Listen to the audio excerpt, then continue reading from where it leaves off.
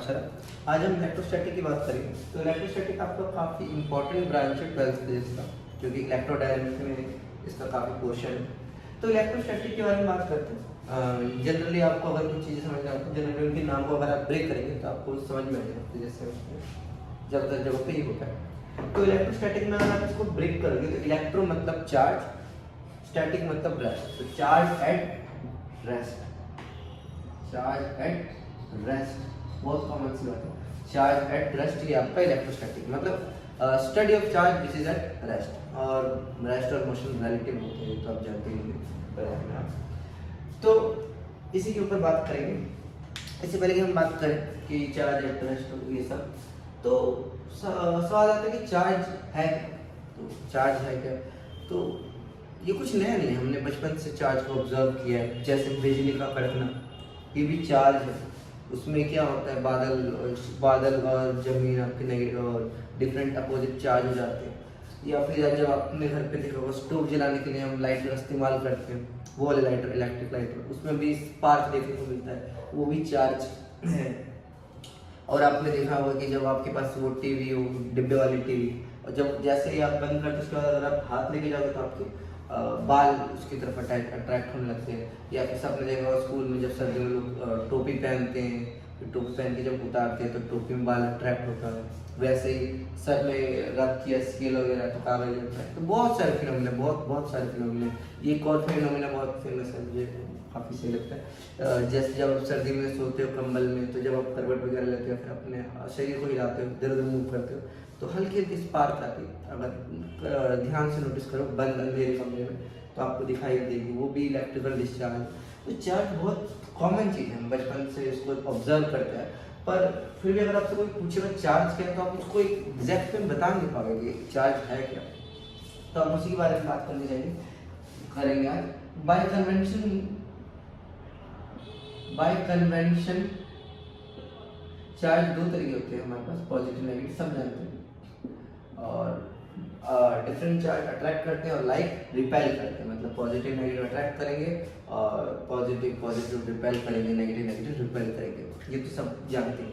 अगर आप नहीं भी जानते, अगर आप ट्रेनिंग में, तो आज हम इसको आपको डेमोन्स्ट्रेट भी करेंगे एक्सपेरिमेंट में कि पॉजिटिव रिपेल करते हैं या फिर पॉजिटिव अट्रैक्ट करते हैं, कैसे अट्रैक्ट करते हैं, ये सब हम डेमोन्स्ट्रेट भी करेंगे आज।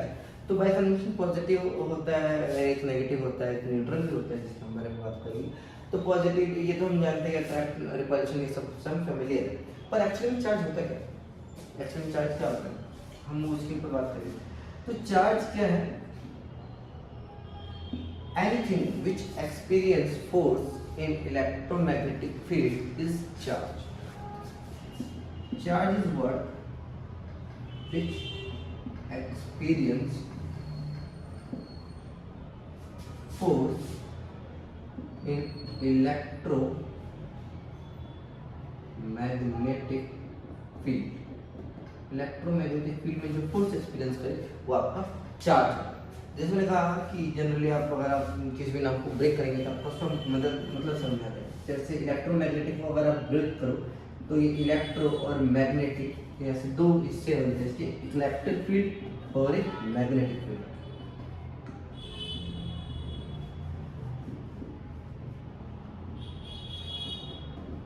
मतलब क्या है कि इलेक्ट्रोमैग्नेटिक फील्ड बनी है दो फील्ड को मिला के, इलेक्ट्रिक और मैग्नेटिक फील्ड को मिला के।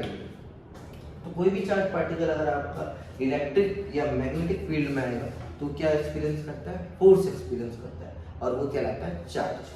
ठीक है, कोई भी पार्टिकल इलेक्ट्रिक और मैग्नेटिक फील्ड में आके वो फोर्स एक्सपीरियंस करता है। इसका भी हम डेमोन्स्ट्रेशन करेंगे। पर खास बात क्या है कि ये डेमोन्स्ट्रेशन हमने कर रखा है। जैसे हम बात करें, जैसे आपने पढ़ा होगा structure of atom, CRT tube, cathode ray tube experiment, उसके बारे में आज बात करेंगे, आपको दिखाने की कोशिश करेंगे। CRT कैथोड रे ट्यूब, तो ये एक्सपेरिमेंट फेमस है जे थॉमसन के नाम के ऊपर। और एक्चुअली में ये एक्सपेरिमेंट ये था 1869 में एक फिजिसिस्ट ने, जिसका नाम था शायद जूलियस प्लग,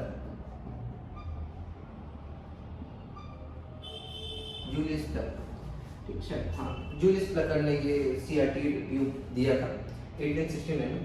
और 1897 में जे थॉमसन ने कहा था कि वो जो बीम है वो इलेक्ट्रॉन नेगेटिवली चार्ज पार्टिकल्स है। अगर आपको नहीं मालूम कैथोड रे ट्यूब क्या होता है तो मैं थोड़ा सा आपको फैमिलियराइज करा देता हूँ कि हमारे पास यहाँ पे एक ट्यूब होती है जिसको हम डिस्चार्ज ट्यूब भी बोलते हैं। मैं बताता हूँ डिस्चार्ज ट्यूब भी बोलते हैं। इसके अंदर एक प्लेट होती है,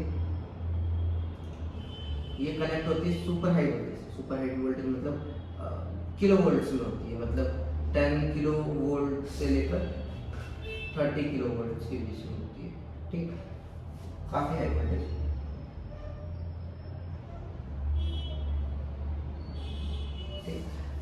डीसी होता है, ठीक।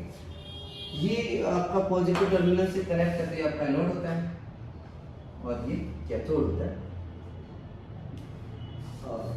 तो अगर आप जब ये एक्सपेरिमेंट किया गया और देखा गया कि यार आप एक दो टर्मिनल जोड़ते हैं एनोड और कैथोड, तो आप कुछ भी एक्सपीरियंस नहीं करते। हाँ बिल्कुल, कुछ भी एक्सपीरियंस नहीं करते जब तक आप इस ट्यूब में वैक्यूम नहीं क्रिएट करते। मैं क्या कह रहा हूं, इस ट्यूब के बीच में गैप होता है कुछ 1 फीट 2 फीट के करीब, इसको हम पंप से कनेक्ट करते हैं। जब तक आप इसको पंप से कनेक्ट नहीं करते तब तक आपको कुछ भी नहीं देखने मिलता, पर जैसे ही आप इसको पंप से कनेक्ट करते हो तो आपको क्या दिखता है, ग्लो दिखता है, एक ग्लो दिखता है, एक ग्लो दिखता है। कलर उसका वेरी करता है, जैसे हम आपको दिखाएंगे, उसमें आप कलर ऑब्जर्व करना, हम आपको कैथोड रे ट्यूब दिखाएंगे तो उसमें ग्लो करता है। तो 1869 में जूलियस प्लगर ने एक्सपेरिमेंट किया, तो बहुत ट्रेंडी एक्सपेरिमेंट हो गया, जैसे आजकल कई चीजें ट्रेंडी है, तो बहुत ट्रेंडी एक्सपेरिमेंट हो गया। तो सबको ये एक्सपेरिमेंट कर रहा था अलग अलग प्रेशर पे, अलग अलग वेरिएशन में, अलग अलग गैस डाल के। तो इवेंचुअली 1897 में जे थॉमसन आए, 1897 में जे थॉमसन आए, जिन्होंने देखा कि ये जो बीम है इलेक्ट्रिक और मैग्नेटिक फील्ड में डिविएट, इलेक्ट्रिक और मैग्नेटिक फील्ड में डिविएट। उन्होंने क्या देखा 1869 में जे थॉमसन ने,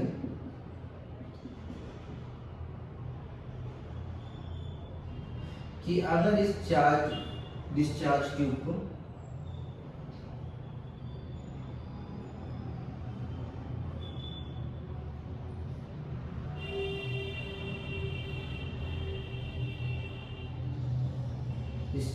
डिस्चार्ज ट्यूब को अगर आप इलेक्ट्रिक फील्ड में लगे, इलेक्ट्रिक फील्ड मतलब अगर आपके पे कोई पॉजिटिव प्लेट रख दे, मेटालिक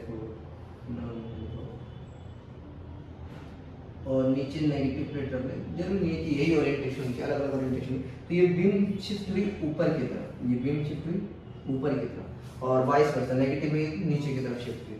ये जो बीम थी, ये जो ग्लो था, शिफ्ट हुआ।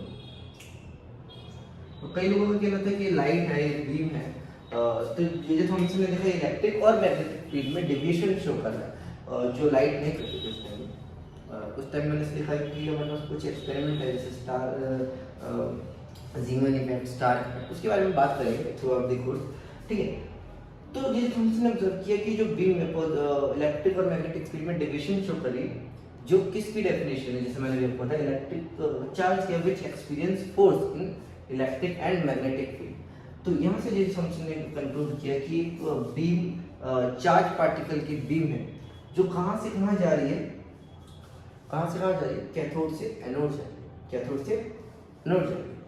ध्यान रखने वाली बात है, कैथोड से एनोड जा रही है। ये क्यों हुआ, उस कैसे पता चला कैथोड से एनोड जा रही है, क्योंकि यहाँ पे उन्होंने एक फॉस्फोरस स्क्रीन लगाई, फॉस्फोरस स्क्रीन लगाई, स्क्रीन लगाई और वो स्क्रीन ग्लो कर देती है, वो स्क्रीन ग्लो कर देती है। ये सिंपल, यही सिंपल मैकेनिज्म होता है कि डिब्बे वाले ट्यूब, कैथोड रे ट्यूब उसको इसलिए बोलते हैं। तो क्या बताएंगे हम उसको आप थोड़ी देर में। तो ये जो बीम, ये वाला फॉस्फोरस स्क्रीन ग्लो कर रहा था, जो इंडिकेट कर रहा था कि बीम कैथोड से एनोड की तरफ जा रहा है, और ये नेगेटिव पार्टिकल है कैसे कंक्लूड हुई कि पॉजिटिव की तरफ अट्रैक्ट कर रहा था, और सेम मैग्नेटिक फील्ड में भी डिविएशन शो कर रहा था, और जिस ओरिएंटेशन में डिविएशन शो करता है वो नेगेटिव चार्ज पार्टिकल शो करते हैं। तो ये उन्होंने ऑब्जर्व किया जे थॉमसन कि चार्ज पार्टिकल सीआरटी ट्यूब में कि वो बीम चार्ज पार्टिकल, ठीक। मैं आपको ही बता रहा हूँ, क्योंकि मैं बता रहा हूँ इसलिए बता रहा हूँ ताकि आपको मालूम चले कि चार्ज की डिस्कवरी या फिर चार्ज के ऊपर मैं इसलिए आपको बता रहा हूँ ये, क्योंकि जो चार्ज के बारे में आपको पढ़ना है, किसी भी चीज़ को पढ़ने के लिए आपको ये मालूम होना चाहिए कि कैसे कैसे चीज़ें आई, कैसे कैसे उनके बारे में बात करें। ठीक है, तो यहीं से ये थॉमसन ने अपना प्लम पुडिंग मॉडल दिया था और इलेक्ट्रॉन की डिस्कवरी करने को क्रेडिट जाता है कहीं वो। ठीक है, तो यहीं से उन्होंने प्लम पुडिंग मॉडल दिया। तो चलिए मैं आपको दिखाता हूँ कैथोड रे ट्यूब और कुछ एक्सपेरिमेंट जिसमें हमने देखा है कि वो कैसे अट्रैक्ट होते हैं, कैसे रिपेल होते हैं मैग्नेटिक फील्ड में। चलिए देखते हैं। तो इससे पहले कि हम कुछ एक्सपेरिमेंट देखें, मुझे लगा पहले कुछ और बता दूँ।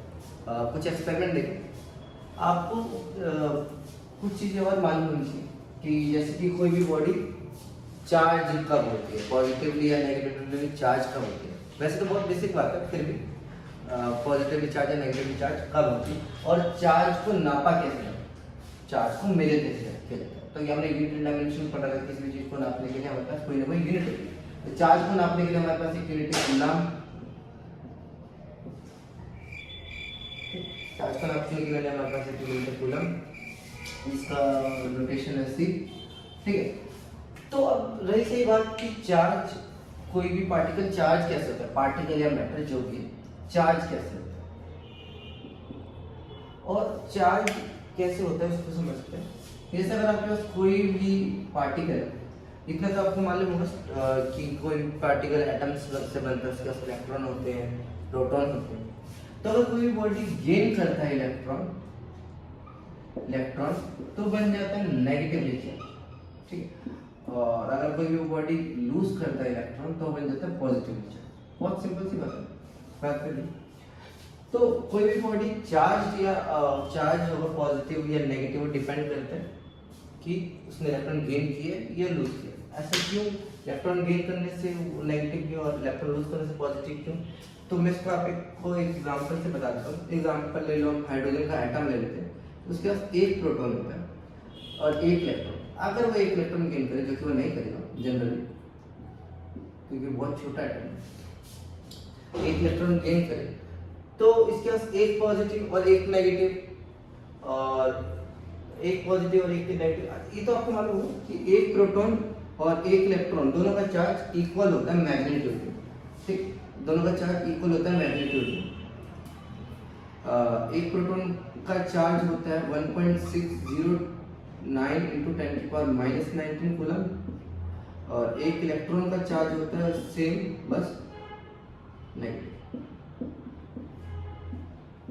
तो एक इलेक्ट्रॉन वो गेन करेगा तो एक पॉजिटिव एक नेगेटिव, ओवरऑल ऑब्जेक्ट न्यूट्रल। पर एक इलेक्ट्रॉन गेन करेगा तो नेगेटिव ज्यादा हो गया कंपेयर टू पॉजिटिव, तो वो नेगेटिव बन जाएगा। और अगर वो ये इलेक्ट्रॉन के साथ ये भी लूज कर दे तो सिर्फ उस पर क्या रह जाएगा, प्रोटॉन, जो क्या कर देगा ओवरऑल उसको पॉजिटिव बना देगा, जिसका आप H+ या फिर हाइड्रोनियम के नाम से जानते। तो कोई भी चीज चार्ज कब होगी, इलेक्ट्रॉन के गेन या इलेक्ट्रॉन के लूज। ठीक, और कोई अल्टरनेटिव हमारे पास नहीं है किसी भी चीज को चार्ज, इलेक्ट्रॉन गेन या लूज। ठीक, और कोई अल्टरनेटिव मैंने बोला मतलब हो सकता है जैसे अल्फा बीटा रेडिएशन, उसके बारे में बाद में बात करेंगे। ठीक है, हाँ, तो इतना समझ गए किसी भी चीज को चार्ज कैसे कर सकते हैं, इलेक्ट्रॉन के गेन या लूज। और फिर बात आती है चार्ज क्या, जैसे मैंने बताया कोई भी चीज इलेक्ट्रिक या मैग्नेटिक फील्ड में फोर्स एक्सपीरियंस कर चार्ज। फिर बात आती है किसी भी चीज के पास चार्ज आता ही क्यों है, किसी भी चीज के पास चार्ज आता ही क्यों है, इलेक्ट्रॉन हो गया, प्रोटॉन हो गया, चार्ज आता ही क्यों। तो हमारे पास एक इसका एक्सप्लेनेशन है, छोटा सा एक्सप्लेनेशन है। जैसे हर एक मैटर के पास मास होता है, वो उसकी इंट्रिंसिक प्रॉपर्टी है। जैसे हर एक मैटर के पास चार्ज होता है तो उसकी intrinsic property, charge is intrinsic property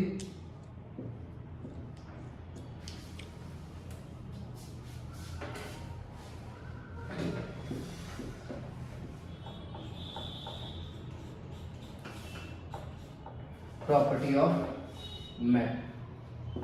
किसी मैटर की चार्ज की इंट्रिंसिक प्रॉपर्टी, कोई भी मैटर होगा तो उसके पास चार्ज होगा, जैसे उसके पास मास हो वैसे उसके पास और भी होती है, जैसे मैग्नेटिक मूवमेंट, बात करेंगे थ्रू आउट द कोर्स।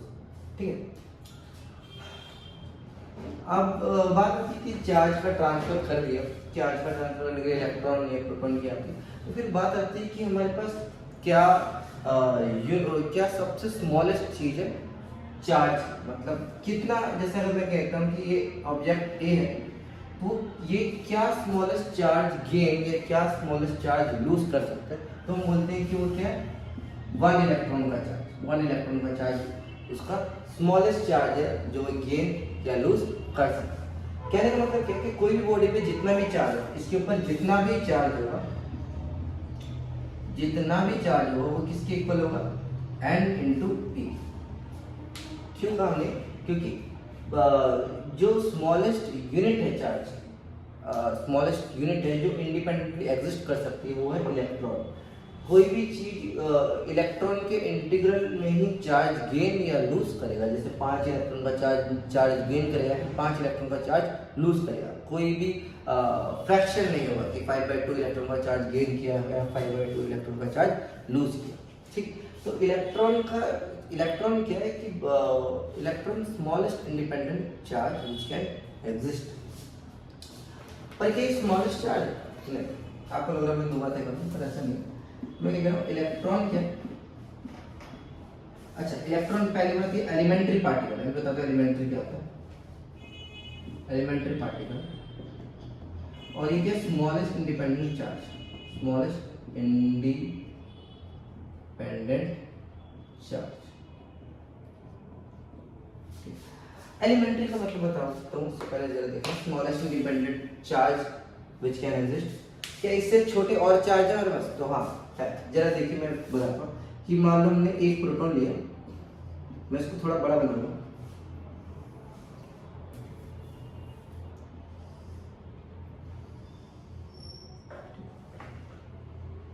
एक प्रोटॉन 3 चीजों से मिलकर बनता है, इसको हम बोलते हैं क्वार्क। एक होता है 2 अप क्वार्क होते हैं और एक डाउन क्वार्क होता है। ये एक प्रोटॉन की बात करेंगे, ठीक है।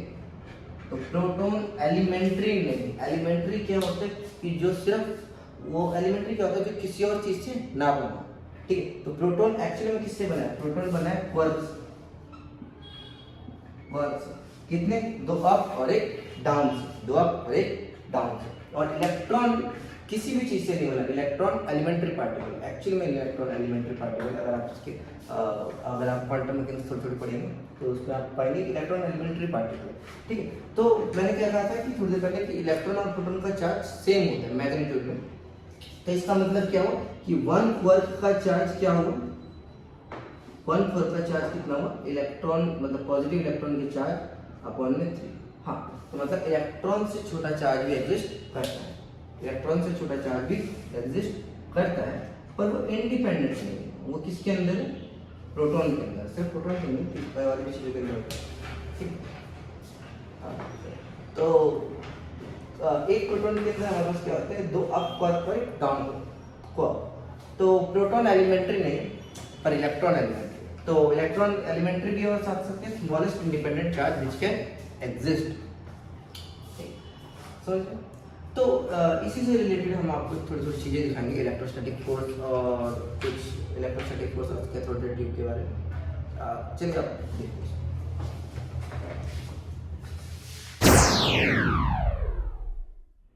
तो जैसे कि मैंने कहा ये हाई वोल्टेज पावर सप्लाई, जरा आप यहाँ पे गौर से देखिए, यहाँ पे तो यहाँ पे जो आपका हाई वोल्टेज जंप कर रहा है करीब 2-1.5 सेंटीमीटर है। उसके हिसाब से हम कह रहे हैं यहाँ पे करीब 20 से 25 हज़ार वोल्टेज है। और यहाँ पे कलर इसका पर्पलिश है, पर्पल, जो कि एटमॉस्फेयर में प्रेजेंट नाइट्रोजन की वजह से हो रहा है। तो आप देख पा रहे हैं कि अगर मैं इसको थोड़ा दूर ले जाऊँ तो वोल्टेज या फिर चार्जेस जंप नहीं कर रहे, और जैसे ही थोड़ा पास आ रहा है तो जंप कर रहे हैं। पर अगर क्या हो यहाँ पे वैक्यूम, उस केस में कितनी लेंथ से जंप करेंगे हम यही देखने वाले हमारे अगले एक्सपेरिमेंट CRT में। एक ट्यूब है जिसमें हमने वैक्यूम करने की कोशिश करेंगे। चलिए दिखाते हैं। तो जैसे मैंने कहा कि हम यहाँ पे चार्जेस के बारे में पढ़ेंगे। तो हमारे पास ये एक्सपेरिमेंट है कैथोड रे ट्यूब का, जिससे जे थॉमसन ने डिस्कवरी की थी इलेक्ट्रॉन की। तो यहाँ पे क्या हुआ, जब मैं इसको पावर सप्लाई को ऑन करूँगा तो आप यहाँ पे देख सकते हो जो गैप है पिछले केस से ज़्यादा है, पर फिर भी यहाँ पे तुम्हारा आपका वोल्टेज जंप कर रहा है। क्योंकि इसमें पार्शियल वैक्यूम हो गया है, क्योंकि कम्प्लीटली वैक्यूम बनाना पॉसिबल नहीं है। हम यहाँ पे देखेंगे कि चार्जेस का बिहेवियर, जैसे ये इलेक्ट्रॉन है, इलेक्ट्रॉन की भी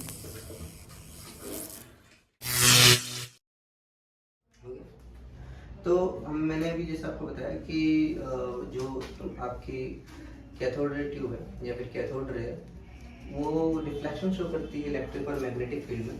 इसी के पॉइंट से जैसे हमने कंक्लूड किया कि वो एक इलेक्ट्रॉन की वेव है, तो हम पहले उसका बिहेवियर देखने जा रहे हैं मैग्नेटिक फील्ड में। थोड़ा सा मैं आपको बता दूं मैग्नेटिक फील्ड में कि आपका FBI रूल होता है, FBI। यहाँ पे थंब आपका रिप्रेजेंट करता है F, ये वाली फिंगर मैग्नेटिक फील्ड, और I आपका चार्ज का मूवमेंट। अगर करंट की डायरेक्शन अगर ये है, इलेक्ट्रॉन की डायरेक्शन इसके रिवर्स में होगी। तो उसके हिसाब से देख सकते हैं कि यहाँ पे आपकी जो मैग्नेटिक फील्ड है इस तरफ होगी और जो आपकी इलेक्ट्रिक फील्ड है वो इस तरफ होगी। तो यहाँ पे मैग्नेटिक और इलेक्ट्रिक फील्ड एक दूसरे के परपेंडिकुलर होंगे अप्रॉक्सीमेटली। तो यहाँ पे फोर्स लगेगा और यहाँ से पे आपको थोड़ा बहुत देखने को मिलेगा कि यहाँ पे जो बीम है सर्कुलर घूम रही है बिकॉज ऑफ मैग्नेटिक फील्ड। देखते हैं दिखता है कि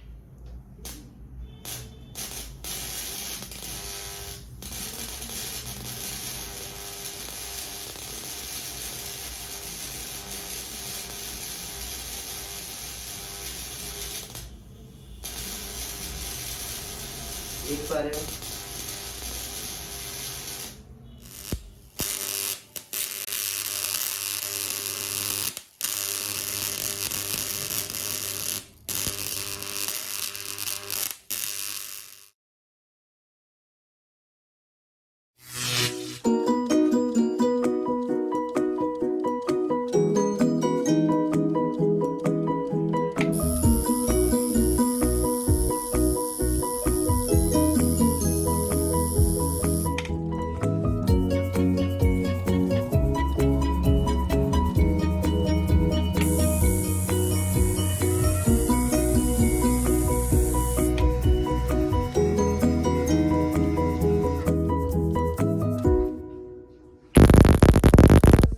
डेमोन्स्ट्रेशन और कोरोना रिसर्च को समझने के लिए। तो हमारे पास ये वही सर्किट है सेम, पर यहाँ पे हमने एक कैपेसिटर रखा है जो इसके टॉप को, इसकी वायर को हमने पॉइंटी कर रखा है। तो थियोरेटिकली क्या होना चाहिए कि जब इस पॉइंट पे चार्ज एक्युमुलेट हो जाएगा तो चार्ज यहाँ पे और नहीं आ पाएगा, बिकॉज क्योंकि सरफेस यहाँ पे जगह बहुत कम है और भी चार्ज आएंगे तो पुराने वाले चार्ज को पुश करेंगे। तो होना क्या चाहिए कि यहाँ से चार्ज यहाँ तक आना चाहिए और यहाँ से पॉजिटिव यहाँ से तक आना चाहिए, जिसकी वजह से कैपेसिटर चार्ज हो जाएगा। तो जब मैं इसको डिस्चार्ज करूँ तो छोटा सा स्पार्क देखना चाहिए, जैसे अभी आप देख सकते हैं कि चार्ज नहीं है, ठीक है। पर जब मैं अपना सर्किट ऑन करता हूँ देखते हैं कि ये वर्क करता है कि नहीं करता। थ्योरेटिकली वर्क करना चाहिए, पर हम देख सकते हैं। कुछ सेकंड्स के लिए मैं ऑन रखूँगा, उसके बाद मैं ऑफ कर दूँगा।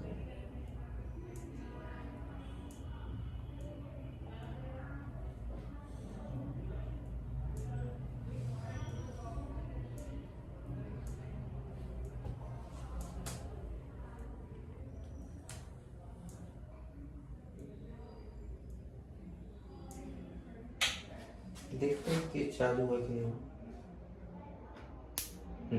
जैसे मैंने आपको कहा कि यहाँ पे चार्ज यहाँ से यहाँ तक जंप किया, कोई भी डायरेक्ट कांटेक्ट नहीं था। ये सब तभी हो सकता है जब आपके पास एक सुपर हाई वोल्टेज हो, ठीक। जनरल वोल्टेज में यहाँ तक कि जो आपके घर में आता है 220 240, उसमें भी आपको ये फिनोमेना ऑब्जर्व नहीं हो पाएगा, क्योंकि यहाँ पे ये फिनोमेना तभी ऑब्जर्व होता है जब वोल्टेज अबव 10,000 होता है। चलिए कुछ और देखते हैं। तो देखिए अभी वही है एक ऑसिलेटर पर यहाँ पे हमने गैप बढ़ा दिया। तो अगर मैं अभी यहाँ पे बटन ऑन करूंगा इसका, तो थोड़े से पास आएंगे, इन दोनों के बीच में इलेक्ट्रोस्टैटिक फोर्स हो, एक नेगेटिवली चार्ज है एक पॉजिटिवली चार्ज होगा, पर आर्क नहीं बनेगी क्योंकि इनके बीच का गैप ज़्यादा है और इतना हाई वोल्टेज नहीं है। पर अगर इसके बीच में कोई मैं फ्लेम लेके आऊँगा तो थियोरेटिकली यहाँ पे क्या आर्क बननी चाहिए, क्योंकि फ्लेम कंडक्टिंग होता है काफ़ी ज़्यादा। चलो देखने की कोशिश करते हैं। जैसे अभी कुछ नहीं रहा, शायद देखने को मिलेगी।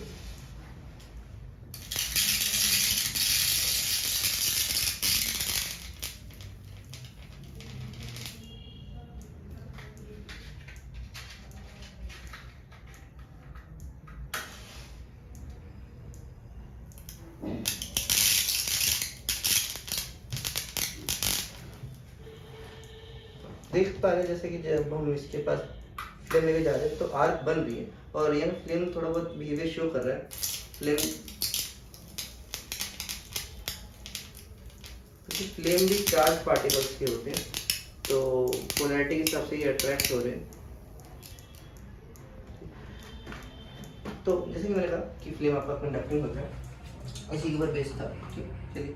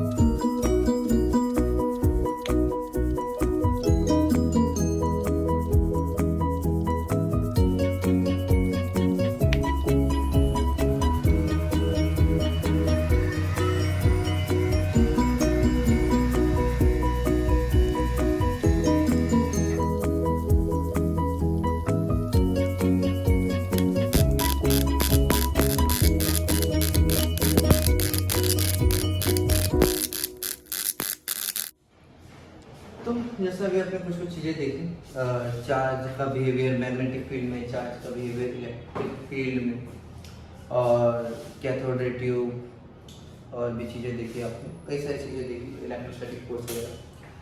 तो इन सब चीज़ों ने आप, ये सब चीज़ें आपको दिखाई, क्योंकि मतलब कुछ भी आप करते हैं तो आपको देखना जरूरी है उन सब चीज़ों को। ठीक है, जैसे कि हमने फ्लूइड वगैरह में देखा था, आगे हम और नहीं बता देंगे, खैर जो भी। तो अभी देखा आपने कि जो चार्ज, अच्छा जैसे अगर अभी आपने गौर किया, तो जैसे मैं अगर आपको एक चीज़ बताऊँ, ये सपोज मान लो जैसे मैंने कहा कि हमारे पास जो सेटअप था उसमें बहुत हाई वोल्टेज, जैसे मान लो मैंने कोई वायर जोड़ा ए के साथ और कोई वायर जोड़ा बी के साथ। ठीक है, ये वायर बी है और ये वायर बी है, मान लो एक नेगेटिव है और एक पॉजिटिव है। ठीक है, इसमें एक ही नेगेटिव में कई सारे नेगेटिव होंगे, वैसे इसमें कई सारे पॉजिटिव। तो जितना ज़्यादा वोल्ट होगा, जितना ज़्यादा वोल्ट होगा उसको उतना ही ज़्यादा नेगेटिव और उतना ही ज़्यादा पॉजिटिव। अगर आपके पास दो वायर हो, अगर घर पे देखना, अगर आप दो वायर हो और किसी छोटी बैटरी से जोड़ना, जैसे निप्पो की बैटरी हो या फिर 20 वोल्ट की आती है मेरे ख्याल से, उससे कनेक्ट करके देखना, तो आप देखेंगे कि वो जो दो वायर है पॉजिटिव और नेगेटिव वाली, वो अट्रैक्ट उतनी नहीं होगी, क्योंकि उसका ज़्यादा वोल्ट नहीं है और ज़्यादा वोल्ट नहीं है, ज़्यादा चार्ज भी नहीं है। और जैसे हमने देखा कि यहाँ पे चीज़ें, वो दोनों वायर्स काफ़ी अट्रैक्ट हो रही थी, काफ़ी विजिबल था। तो मैं क्या पॉइंट करना चाह रहा हूँ कि जो फोर्स ऑफ अट्रैक्शन होगा इनके बीच में या रिपल्शन होगा, वो डिपेंड करता है कितने अमाउंट ऑफ चार्ज प्रेजेंट, मतलब चार्ज के क्वांटिटी पे या चार्ज के मैग्नीट्यूड पे, चार्ज के मैग्नीट्यूड पे फोर्स डिपेंड करता है। आप इन कूलम्ब्स लॉ देखने जा रहे हैं। कूलम्ब्स लॉ किसके ऊपर बात करते हैं? Force between two stationary charge, या फिर फोर्स बिटवीन स्टेशनरी चार्ज, किसी भी स्टेशनरी चार्जेस के फोर्स के बारे में बात। ये किसने दिया था? चार्ल्स ने दिया था मेरे ख्याल से, चार्ल्स दे अगस्ती, कुछ नाम है इसका, कूलम्ब।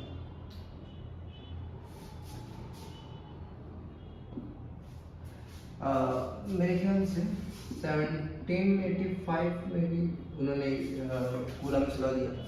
तो उनका क्या कहना है कि कोई भी दो स्टेशनरी चार्ज है, कोई भी दो, जैसे इस केस में नेगेटिव है पॉजिटिव है, कोई फर्क नहीं पड़ता, Q1 है और Q2 है, तो Q1 Q2 का ट्रैक करेगा। जैसे Q2 क्या करेगा? Q1 को अपनी तरफ अट्रैक्ट करेगा, तो क्या होगा? फोर्स ऑन 1 ड्यू टू 2, वैसे इसको ये ट्रैक करेगा अपनी तरफ। ठीक, और इनके बीच में सेंटर से डिस्टेंस ले लेते हैं, और ये सिर्फ वैलिड है पॉइंट चार्जेस के, ये सिर्फ वैलिड है पॉइंट चार्जेस के। पॉइंट क्या होता है? जो बहुत बहुत छोटी चीज़ें होती है, जो जिनकी कोई डायमेंशन नहीं होती है, उनकी कोई रेडियस नहीं, तो ये सिर्फ वैलिड है पॉइंट चार्जेस के ऊपर। हम बात करेंगे आगे कोर्स में कि पॉइंट चार्जेस नहीं क्यों वैलिड। तो कूलम्ब्स लॉ क्या है? फोर्स बिटवीन टू या फिर more than two stationary charge, more than two उसको हम निकालेंगे सुपर पोजिशन से,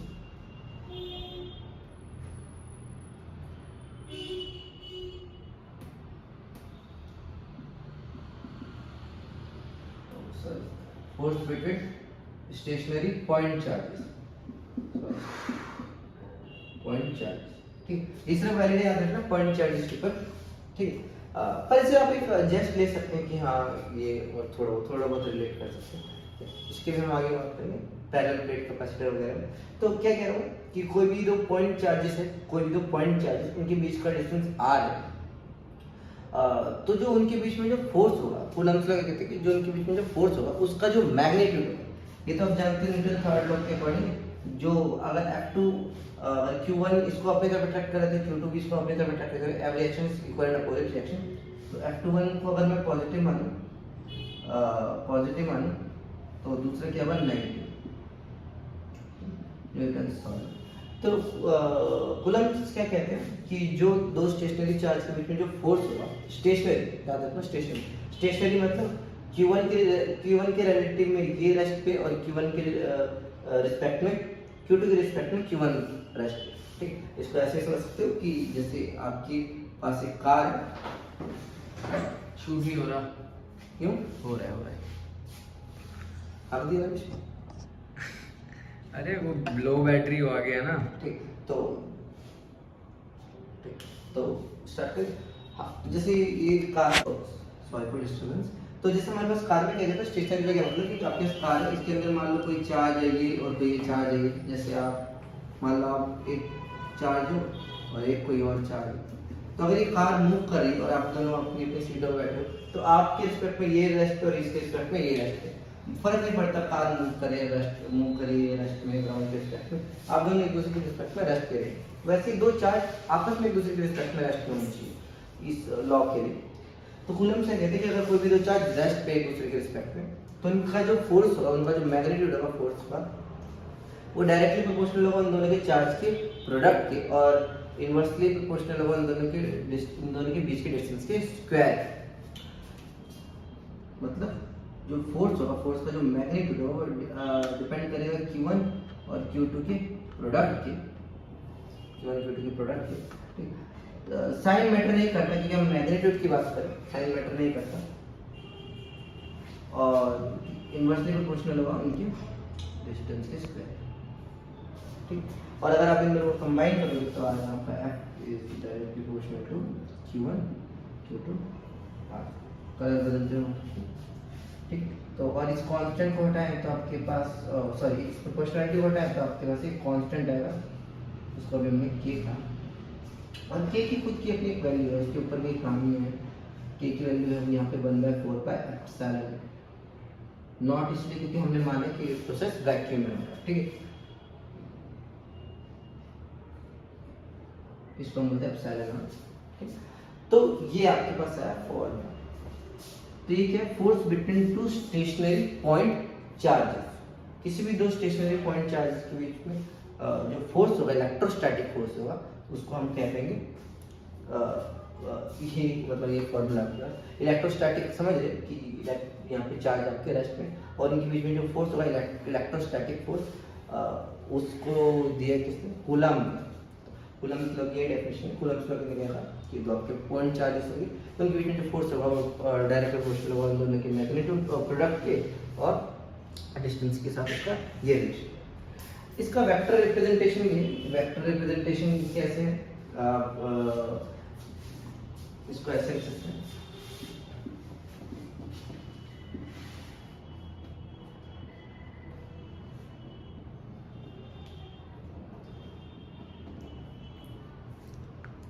आप इसको ऐसे लिख सकते हैं, ठीक है। ये आपका वेक्टर रिप्रेजेंटेशन है। तो ये हमने कूलम्ब्स का देखा और थोड़ी बहुत बात करी चार्जेस के ऊपर। तो उम्मीद है मुझे आपको समझ में आया। और खैर जो हमने आज देखा उसको समझने की कोशिश करना कि जो भी फिजिक्स या केमिस्ट्री में पढ़ते हैं उसको देखना बहुत जरूरी है, ठीक। खैर जो भी आगे किसी चीज़ों की हम कोशिश करेंगे जल्दी जल्दी चीज़ें आपको